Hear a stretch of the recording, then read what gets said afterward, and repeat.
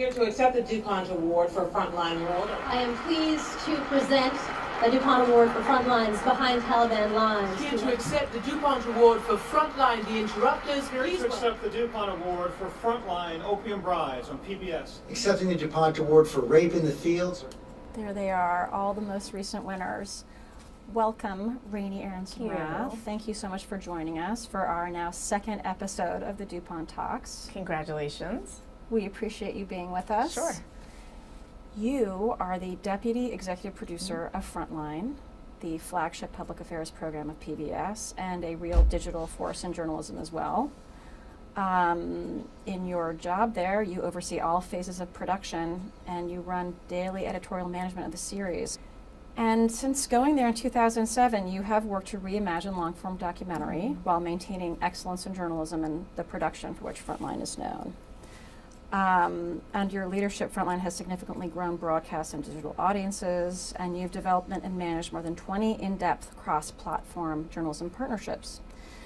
But most importantly, you're an alumnus of this school. That's right. Welcome back. Thank you. To the journalism school. Thank you. You want to tell us about some of your memories of being a student here at Columbia? I absolutely loved Columbia. I actually came from 3 years overseas. I had been living in Taiwan.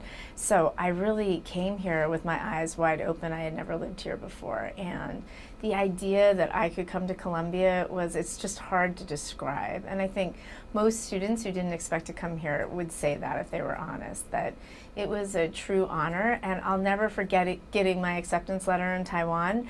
And I literally opened it and I almost fell off my bicycle. I was so excited, and I thought, now I can become a journalist. And I think the most important thing that Columbia did for me was actually give me the identity that I am a journalist. And I walked out of the school, it actually happened midway, saying I'm a journalist. I can claim this, I can be this is who I am. And I never looked back. Now, I understand you were not even in broadcasting originally. Right. So I was a print student. I was devoted to the idea I wanted to be a journalism major who focused literally on doing big features for newspapers. And my advisor was Seymour Topping, who I was also, because I'd been living in Taiwan, couldn't believe that they assigned me to Professor Topping. So I was completely over the moon about that. While you were here, you were also working. Right. So I was one of those students who didn't have a choice, but I had to work, and I was allowed to work. You know, it wasn't like you could just work in those days, and I was a full-time student. So I came in saying, I'm really sorry, but I need to support myself, and so I worked the overnight shift on a documentary series, and I started that midway through the semester when I realized how broke I was, frankly.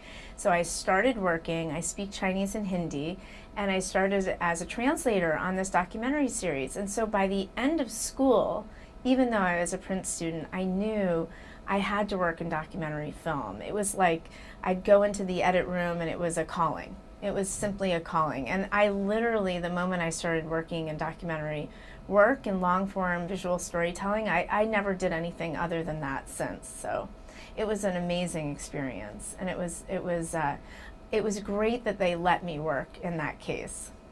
I never slept, but it was great that they let me work. So that's incredible. Full-time student, full-time working. Right. Wow.